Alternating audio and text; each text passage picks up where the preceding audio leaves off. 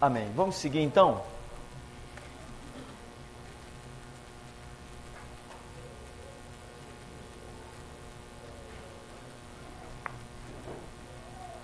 Nós vamos entrar agora no assunto interessante demais. Nós já vimos inclusive que Daniel, o livro de Daniel, ele é considerado o quê? Apocalipse do Antigo Testamento. Ou seja, ele mostra o desfecho da história. Aliás, que você não consegue compreender Apocalipse sem compreender Daniel. Isso é impressionante. Se você não tiver um conhecimento de Daniel, Apocalipse se torna um livro indecifrável. Existem alguns livros importantes que você tem que conhecer muito bem antes de entender Apocalipse. Além de Daniel, existe Gênesis. Se você não entender Gênesis, pode esquecer Apocalipse. É fantástico. Porque as simbologias se encontram lá nesses livros, entende? No começo do mundo é que Deus começou a criar as principais simbologias. Naqueles chamados 6 dias em que Deus criou o mundo, né? E você vê que 6 dias não são 6 dias. Porque o que é o dia? O dia para nós é um período de 24 horas. Ora, aí diz que Deus, no primeiro dia, criou isso, aquilo e aquilo outro. No segundo, no terceiro, no quarto. Ora, mas o sol foi criado quando? No 5º dia. Se o sol foi criado no 5º dia, e não é o sol que dá o referencial do que é dia e noite, não é a Terra girando em torno de si pela luminosidade que faz com que gere o que nós conhecemos como dia. Como é que Deus no primeiro, segundo, terceiro e quarto dia criou um monte de coisas e chamou dia? Se o sol, como referência para o dia, só viria a surgir lá no 5º. Então, ali nós temos umas simbologias terríveis, profundas, e vemos que aquilo que Deus chama de dia não é o que nós chamamos de dia. A ciência chama esses 6 dias da criação, sabe de quê? De bilhões de anos.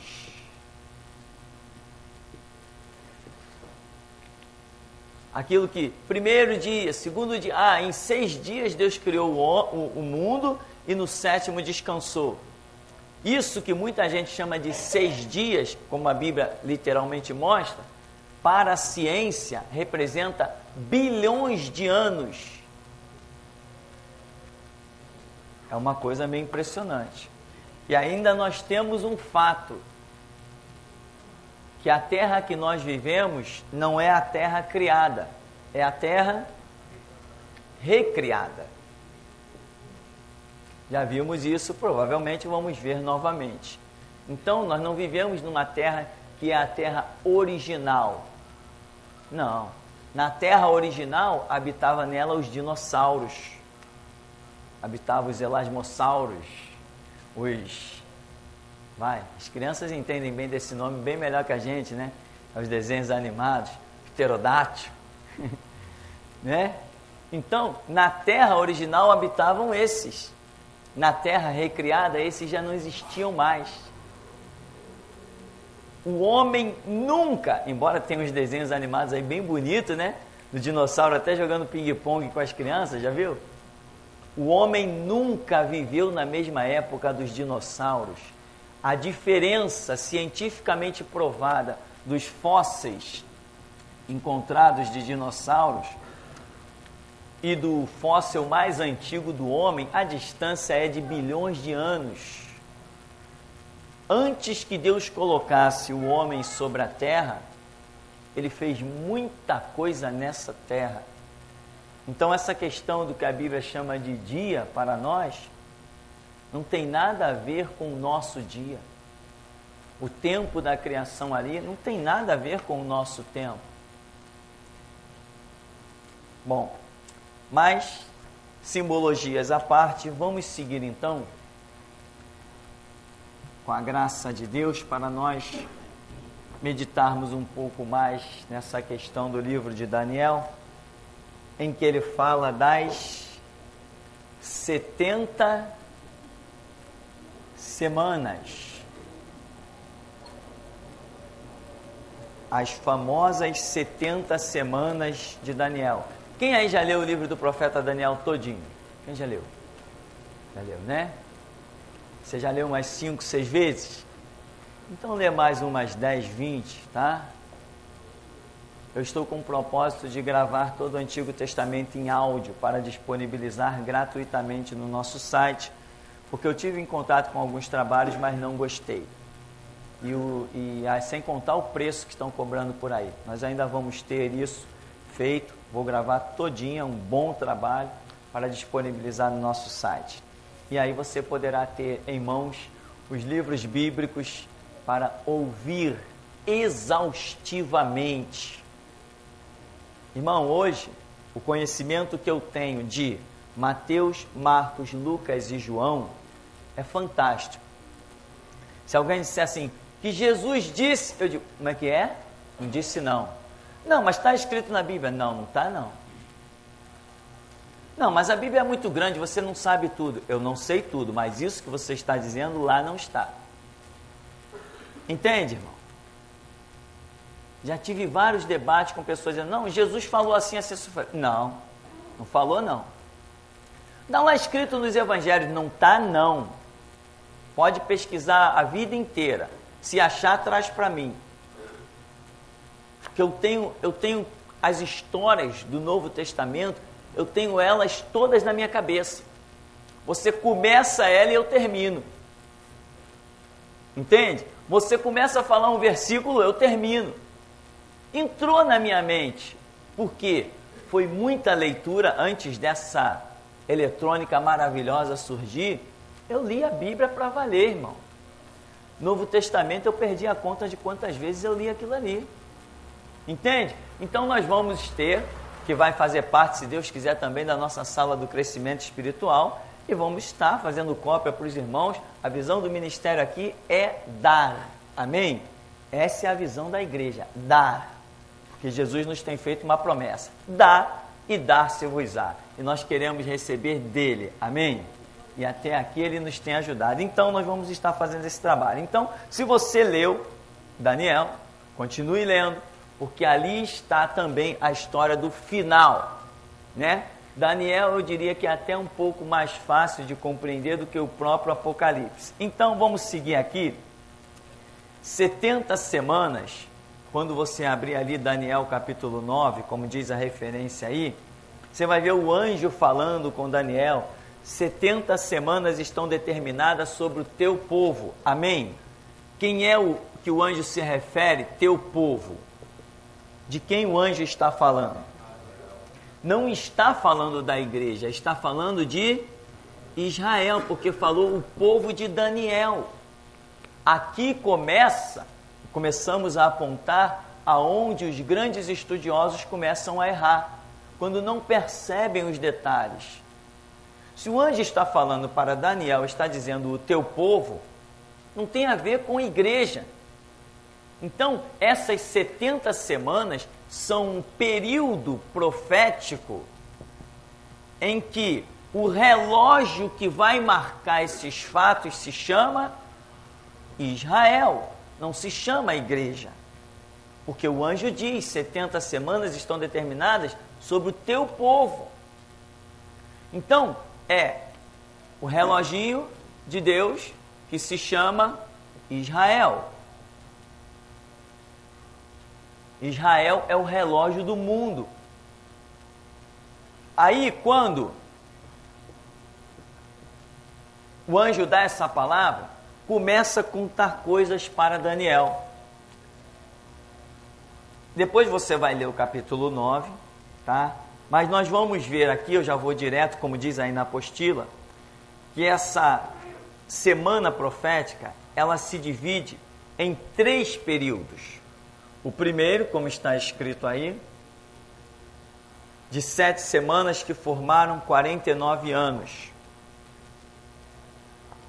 O segundo, de 62 semanas que formaram 434 anos.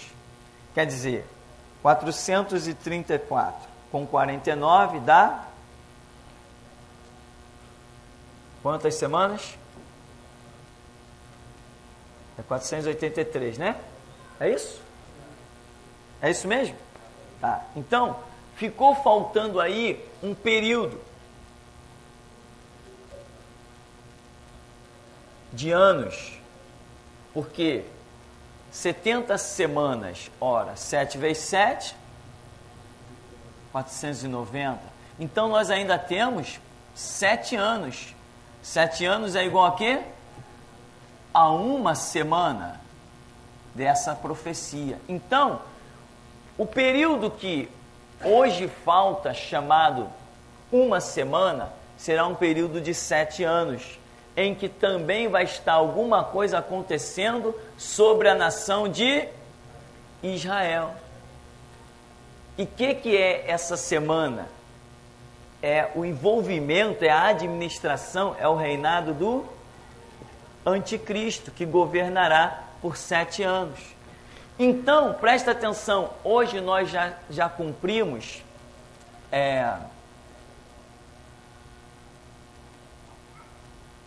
69 semanas. Só falta uma semana, que é igual a 7 anos para se cumprir. Enquanto Israel não for reacionado, enquanto o relógio de Israel não entrar novamente em movimento, esse período não tem início. A igreja está numa lacuna, num descanso, num período, o mundo está num período chamado tempo da graça. Então, Deus veio movendo a história com Israel até completar essas 69 semanas. Parou o relógio e daqui a pouco vai retomar com Israel e terminar essa última semana, que é o período do reinado do anticristo. Isto é o que nós estamos aguardando, a retomada, o reacionamento do relógio de Israel. A igreja hoje vive um tempo todo dela, em que deveria inclusive ter dominado o mundo, mas a queda já estava predita. Porém, Israel está lá quietinho e Deus não faz nada com Israel, ele está ali, inclusive está até protegido de certa forma. Quando Deus permitir que Israel entre de novo no cenário espiritual, esse relógio volta a ser acionado e teremos então o último dia da semana, que serão 7 anos. Aí é que a história caminha para o seu final completo. Então, quando você estiver lendo o livro do profeta Daniel, você vai ter ideia de que a única coisa que falta para completar as 70 semanas proféticas de que o anjo falou, são apenas 7 anos. 7 anos que estão interrompidos em um período chamado tempo da graça, tá? Esse é o período que nós estamos vivendo. Agora eu vou construir uma regra aqui para você entender um pouco melhor essa história brilhante, fantástica e eletrizante. Olha o que Deus criou na história, isso está já fundamentado na Escritura. Deus criou um período, chamado Lei ou Antigo Testamento, uma série de coisas em que aqui foi subdividido, era patriarcal, não sei o quê. Depois Deus vem e institui, através de Cristo, o Novo Testamento, o tempo da graça, o favor imerecido de Deus, Jesus morrendo pelos nossos pecados, sendo nós ainda pecadores. Daí ele vai ter um período de 7 anos em que permitirá que o anticristo, Satanás, governe sobre os homens. Daí ele vai e implanta o milênio. Depois do milênio, um períodozinho de tempo bem curto, no milênio Satanás está preso. Aqui Satanás será solto e por um curto espaço de tempo marchará contra Jerusalém, em que Jesus estará reinando, e aí cairá fogo do céu e consumirá, e o fim da história se dará. Então aqui nós teremos o que é conhecido como batalha final, em que os exércitos de Satanás reorganizados terão o seu fim. Esse período da graça, ele caminhou por 2000 anos. Hoje ele já está ultrapassando um pouco mais. Nós entramos no século 21, estamos no ano de 2008. Nós estamos no finalzinho da era da igreja, no período chamado de restauração. Nós já entramos nesse períodozinho. Quanto tempo ele vai durar? Nós não sabemos. Quanto tempo esse período chamado restauração ele vai durar? Senão nós estaríamos praticamente precisando a volta de Cristo. Hoje eu tenho uma ideia de que Jesus voltará em torno de 2060 a 2070. Alguns outros estudiosos chegaram às suas conclusões e estão apostando a volta de Cristo para 2020.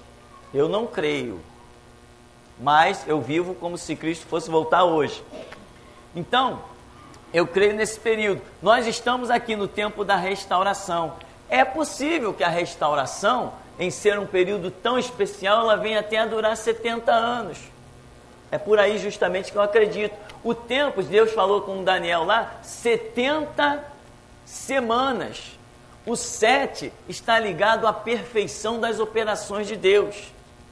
Então aqui nós estamos nesse período da graça e já entramos no período chamado restauração, que é um período relativamente curto, em que a era da igreja será fechada com o arrebatamento. Quando a igreja for arrebatada, com quem Deus vai voltar a tratar? Com Israel. Então o relógio de Israel volta a ser acionado aqui, ó, nesse período de 7 anos, em que o anticristo estará no poder. Aí Deus volta a tratar com a nação de Israel para ter o desfecho das 70 semanas proféticas de Daniel, quando o anjo está falando do desfecho de todas as coisas, do encerramento de todas aquelas operações. Isto é o que nos diz o livro do profeta Daniel. Interessante que esta narrativa tão brilhante você não encontra em nenhum outro livro. Então muitas vezes a gente diz assim, né? Muita gente, a gente ouve falar, para nós basta o Novo Testamento. Não, a base da nossa vida é o Novo Testamento. Mas existem conhecimentos do Antigo Testamento, profecias. Se Deus permitiu a junção do Antigo com o Novo, é porque Ele sabia que nos seria tudo útil. Teríamos necessidade daquilo. O Antigo Testamento traz as promessas e o Novo Testamento mostra o cumprimento dessas promessas. Jesus foi prometido no Antigo, mas o Novo mostra o cumprimento e tantas outras coisas. Hoje, olha onde nós estamos. No final do tempo da graça. Brevemente a igreja será arrebatada e o anticristo toma o poder, acionando o relógio de Israel novamente. Entende? Esse conhecimento já está na internet. Esse conhecimento já atravessou as fronteiras. Tem gente impressionada porque baixou aí, copiou, recebeu os nossos CDs sobre Apocalipse, em que falamos sobre isso. E as pessoas estão guardando aquilo ali a 7 chaves. E tem que guardar mesmo. Porque na igreja deles, os pastores deles só querem saber de campanha, distribuição de envelope. Não sei por que eles não fazem uma campanha sem pedir dinheiro, né? Podia fazer, né? Campanha de oração, mas até a campanha de oração eles conseguem pedir dinheiro. São impressionantes esses pastores. Eles não têm igreja, eles têm o quê? Um negócio, um belo negócio. Eles são verdadeiramente negociantes, mercantilistas do povo de Deus. Era no início do reinado ou no meio do reinado do anticristo? Sim, o arrebatamento da igreja. Que momento ele ocorrerá, né?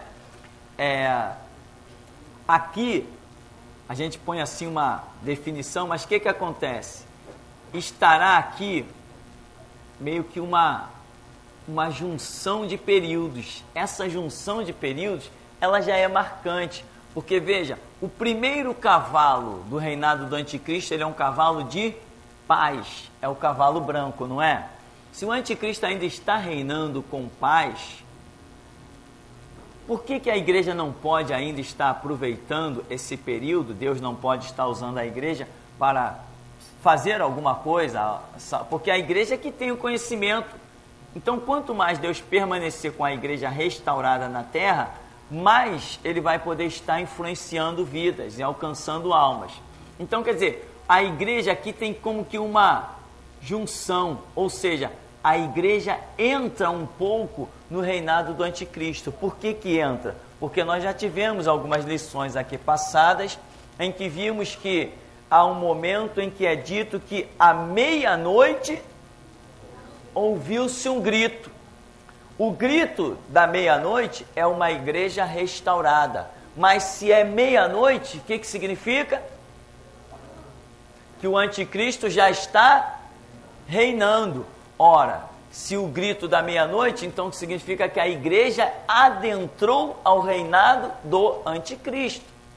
Então, a igreja entra um pouco no reinado do anticristo e começa a denunciar. Olha aí, ó, União Europeia, ó.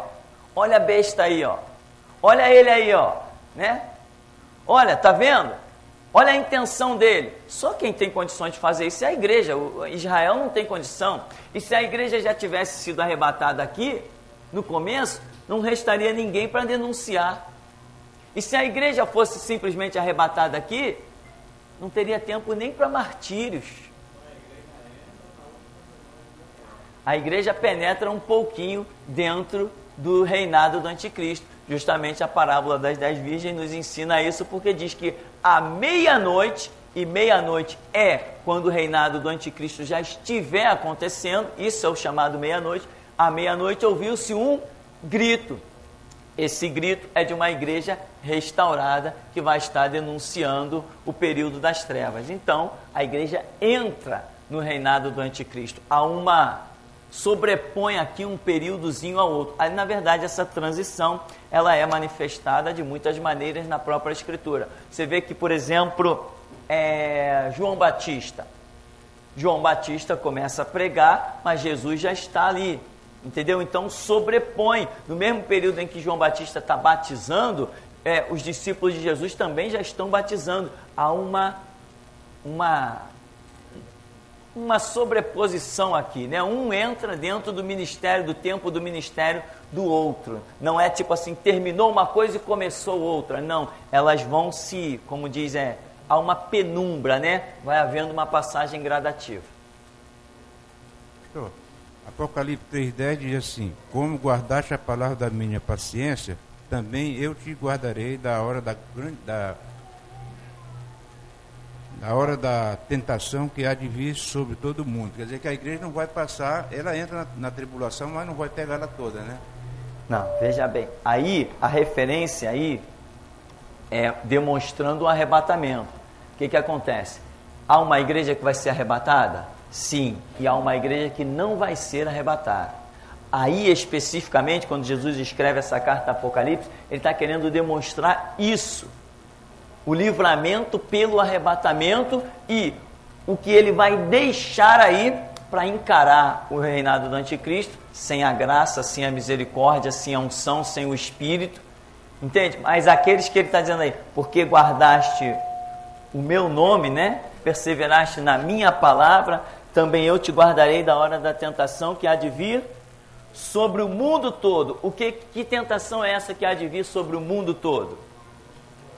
É a grande tribulação. A hora da tentação que há de vir sobre o mundo todo, ela é especificamente o reinado do anticristo? Na sua totalidade de 7 anos? Não. Por que que não? Por causa da paz. O reinado do anticristo, ele não começa com a paz? Não começa com o cavalo branco de Apocalipse? Então, se o reinado do anticristo começa com a paz, ele não é, o reinado dele por completo, não é caracterizado como hora de tentação que vem sobre todo mundo. Mas tem um período em que lá em Mateus 24, Jesus chama de grande tribulação, em que mais ou menos em metade do reinado do anticristo, Jesus permite que os demônios que hoje estão aprisionados sejam soltos, naquela representação de 1/3, né? Porque Apocalipse diz que o dragão com a sua cauda arrastou 1/3 das estrelas do céu. Estrela é símbolo dos demônios, então quer dizer, toda a força demoníaca, ela é representada em 1/3. Então quer dizer, todos os demônios estão representados em 1/3, mas eles não estão todos soltos. No período da grande tribulação, serão soltos todos os demônios. Imagina, esse mundo já é o que é hoje, imagina com todos os demônios soltos. E a Bíblia diz que são demônios tão terríveis, que têm poder de fazer fogo cair do céu. São espíritos de profecias de mentira terríveis, são representados como rãs. Então, quer dizer, são coisas horripilantes. Deus permite que esses demônios saiam, e ainda as taças de Apocalipse derramadas, anjos ferindo coisas da terra. Então, quer dizer, o período da grande tribulação é uma operação em que Deus permite Satanás agir livremente sobre o planeta Terra, e que também Deus derrama a sua ira. Então nós temos aí um período da grande tribulação em que tudo visa arrasar com a terra. Não só o diabo tem permissão de agir, como o próprio Deus está derramando a sua ira, porque Paulo diz, né? Como não receberam o amor da verdade para se salvar, Deus lhes permitirá a operação do erro. E o próprio Deus, nas taças de Apocalipse, os cálices, demonstra que está derramando a sua ira contra a terra. Esse período, esse que nós estamos falando, chamado Grande Tribulação, descrito muito em especial em Mateus 24, esse período a igreja não vive. A igreja não passa por ele. A igreja já testemunhou de Cristo antes que esse período aconteça. Quando esse período acontecer, não resta mais nada. Deus arranca a sua igreja da terra e entrega o mundo a esse caos em que o Senhor Jesus diz: se aqueles dias não fossem abreviados, nenhuma carne se salvaria. Tá? Se aqueles dias não fossem abreviados, nenhuma carne se salvaria. Que dias? Esse período aí terrível. Tem uma transição ali nesse período da graça para o reinado do anticristo, né? Então podemos dizer assim que o relógio de Israel que está parado, ele vai ser acionado, mas a igreja ainda vai estar aqui, porque nós vamos adentrar o arrebatamento, o reinado do anticristo. Então Sim. O relógio vai funcionar, nós estamos aqui. Podemos então sim, ficar de olho nos acontecimentos de Israel, porque quando esse relógio for acionado, alguma coisa vai acontecer, né? Perfeito, perfeito. Ou seja, a igreja verá o anticristo assinar um tratado de paz com Israel. A igreja verá isso é de arrepiar, irmão. Porque muita gente vai dizer assim, poxa, finalmente tem paz. Muito crente vai dizer assim, tudo que nós queríamos, a paz, olha aí, olha que beleza. Pode sair na rua com o teu cordão de 18 quilates, 24 quilates, está tranquilo. Agora temos paz e segurança. Aí Paulo diz assim, quando disserem a paz e segurança, lhes sobrevirá repentina destruição. Repentina destruição. Então, isto é brilhante, esse é o entendimento.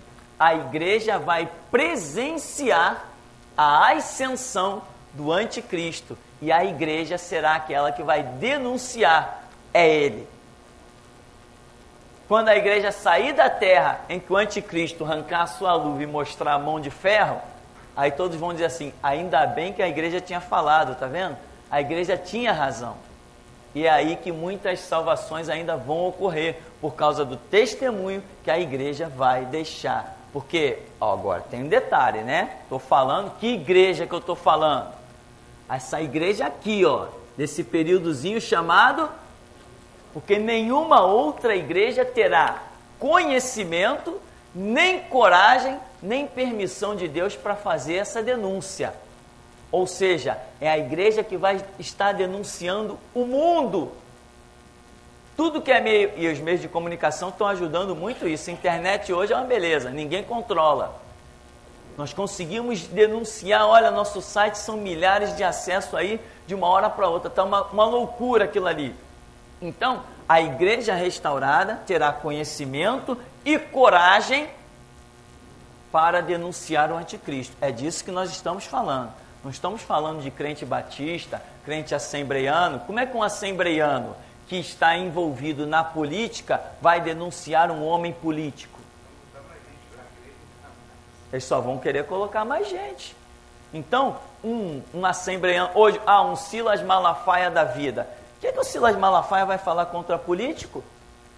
Dá nome a político? De modo nenhum, ele vai sempre generalizar quando ele quer falar alguma coisa. O Silas Malafaia diz assim, porque tem político safado, mas ele não diz que o amigo dele, fulano de tal, é safado. Eu digo,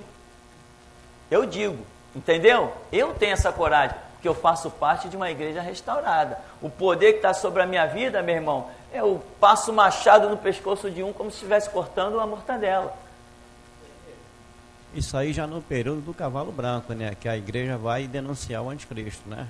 Exatamente, né? Esse período aí do cavalo branco, né? Isso, é a transição que a igreja ainda vai ser permitida estar na terra quando o anticristo ainda não tiver recebido o poder para subjugar a tudo. Eu escutei ele pregando essa semana, ele estava dizendo que a igreja depende do social para crescer. Sem o social a igreja não pode crescer. É impressionante isso. Aí é que a gente vê que ele caiu mesmo, né? Caiu por completo, né? Isso é impressionante. Porque onde está a soberania? A igreja não precisa de nada. Isso é uma visão errada. Isso é uma visão de cativeiro. Isso é uma visão de cativeiro. Deus colocou Israel e disse assim, olha, eu vou levar vocês para uma terra que emana leite e mel. Quando eles chegaram lá, mas tem povos, tem até gigantes nessa terra. Tem, e eu vou expulsar todos eles da presença de vocês. Eu quero dar essa terra que é a melhor para vocês. Quando eles chegaram lá, é a terra que mais minério tem, é a terra que não chove, mas fez um buraquinho, lençóis de água para tudo que é canto. Israel é hoje o país exportador número 1 de flores para o mundo inteiro, naquele deserto, pedra pura. Entende? É a melhor terra. O mar de Tiberíades, o mar da Galileia, a produção que aquele mar fechado tem de peixes é impressionante. Entendeu? Eu digo assim, quem colocou aqueles peixes na rede de Pedro? Pedro, lança a rede. Senhor, pescamos a noite inteira. Lança a rede do lado direito. Tá bom, sob a tua palavra lançarei a rede. Foi a maior pesca de todos os tempos da vida de Pedro, em que João cataloga dizendo que ele pegou só os grandes 53 peixes. Isso porque a rede não cabia mais. Não é verdade? Não é dito que, olha, a rede quase se rompia. Não foi isso que dito? Se a rede fosse mais forte. Então, meu irmão, nós não precisamos de aliança com ninguém. Se eu não tiver o que comer, eu sento à mesa e eu vou comer. Essa é a filosofia do Evangelho. Mas quem tem uma mente cativa diz assim, como? Não estou entendendo. Mas quando a sua mente é liberta, você vai entender. Quem alimentou Elias no deserto? Quem sustentou Moisés no monte? Quem sustentou Jesus no deserto? Não é? Quem multiplicou o azeite da viúva? Quem ressuscitou os mortos? Será que ele não tem poder? Será que eu preciso me manchar com a lama do mundo para ter o pão na minha mesa? Não, eu não preciso me manchar com a lama do mundo para ter o pão na minha mesa. Mas quem não tem a mente liberta, como esse cidadão aí, Silas Malafaia, ele vai dizer que a igreja depende do social. Não! O que é o social? O social é você se harmonizar com tudo. Social é harmonia. Não, Jesus falou, vós sois o sal da terra, vós sois a luz do mundo. A luz resplandece nas trevas. Nós fomos chamados para acabar com a sociedade mundial e implantar uma sociedade cristã. Porque a luz resplandece nas trevas e as trevas não prevalecem contra a luz. Não é isso que está escrito? Lá em Gênesis, olha a simbologia, lá em Gênesis, viu Deus que a luz era boa e fez Deus separação entre luz e trevas. A igreja não é social, a igreja não é governamental, a igreja não aceita os governos do mundo, a igreja não aceita a política, a igreja não aceita a Constituição dentro dela. Dentro da igreja só existe uma lei, se chama Bíblia. Não importa quantas cabeças vão para a bandeja. Dentro da igreja só se aceita a Bíblia. E essa foi a resposta, aproveitar o ensejo que eu dei para o doutor fulano, advogado do seu Silas Malafaia, que ligou para cá. Dei essa resposta um pouco mais mal criada e ainda bati com o telefone na cara dele. Você me dá licença que eu tenho mais o que fazer. Ele nunca mais ligou. Eu acho que ele nunca mais liga. Ele achou que o homem que estava falando no CD que ele ouviu não era o mesmo que estava falando com o telefone com ele. Quando ele viu o que era, eu acho que ele não vai ligar mais não. Então, irmãos, esse é o período, essa é a régua que está determinada para o fim de todas as coisas. Depois, aqui, nesse final do reinado do anticristo aqui, vai ter a guerra que vai fazer com que Cristo venha de volta, a guerra chamada a guerra do Armagedon. O Armagedon é uma planície que tem lá entre o Mar da Galileia e a Cordilheira do Carmelo, uma planície imensa, que diz ali que ela foi o quê? Como é que é a história do 21 ali? Quem lembra?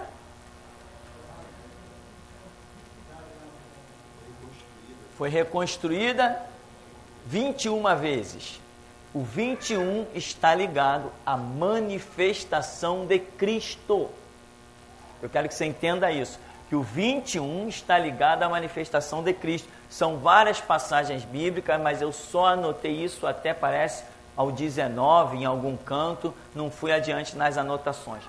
O 21 está ligado à manifestação de Cristo. O Evangelho de João foi escrito para quem? Para a igreja. João tem 21 capítulos, tá?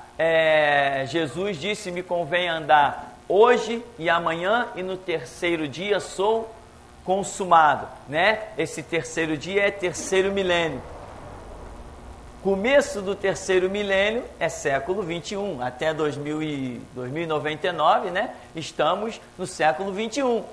Então, a volta de Cristo se dará, sem dúvida, até 2099. Claro, eu não acredito que chegue a tanto.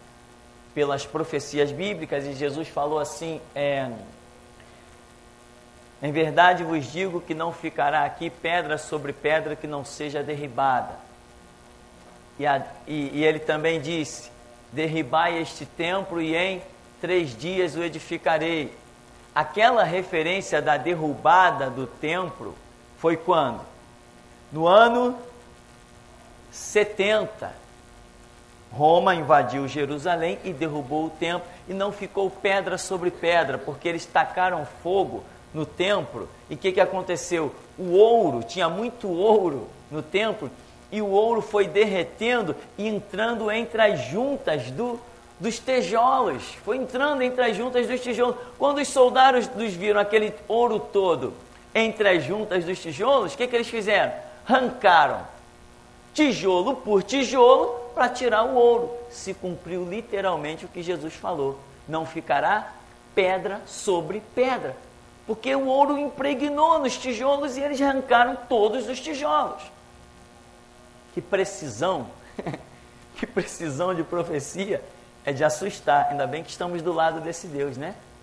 Então, gente, no ano 70, Roma destruiu o templo, mas Jesus falou, em 3 dias, ou seja, no 3º milênio, eu reedificarei. E ali ele fala tanto sobre o seu corpo, morte e ressurreição, quanto está falando que no 3º milênio ele reedifica Jerusalém. É o tempo que nós estamos vivendo. Entende? Então, eu não creio que a volta de Cristo chegará a 2099, que ainda é considerado século 21. Não. Para mim daqui não passa. Porque é a referência de construção do templo. Particularmente, eu creio que Jesus vem em 2068. Mas, como eu não vou chegar até lá... 33? Sim. Ele montou o ministério com 30 anos e durou 3 anos no ministério, não é isso? Certo. Agora, se você pega esse número aí, 33, e diminui ele pelo último século, vai encontrar o quê? 60 mais 7, não é isso? Se pega esse número, a idade dele, 33, e diminui do último século, 100, nós vamos encontrar o 60 mais 7.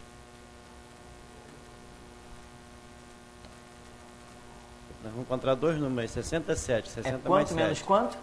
100 menos 33. 100 menos 33. Tá, vai dar 67. Eu tenho aí o quê? Eu tenho 2 números aí. Eu tenho 60 mais 7. Tá. Então, quer dizer, tudo indica que ele vem nesse período aí. Pode até ser. Esse 7 pode indicar o período do reinado do anticristo. O número 60, o período do arrebatamento da igreja. Sim. Eu creio até que possa ter um sentido mesmo. Nunca parei para pensar no detalhe. Tá?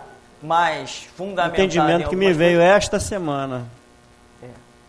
Pode ser. Então, quer dizer, é mais uma situação que aponta para essa filosofia, vamos assim dizer, do retorno de Cristo entre 2060 a 2070, né? Esse é o que a maioria das pessoas hoje, a maioria dos estudiosos, eu estive olhando, eu fui na internet e digitei Volta de Cristo, naquele site de busca do Google, e digitei Volta de Cristo, para ver o que se estava falando por aí a respeito de volta de Cristo.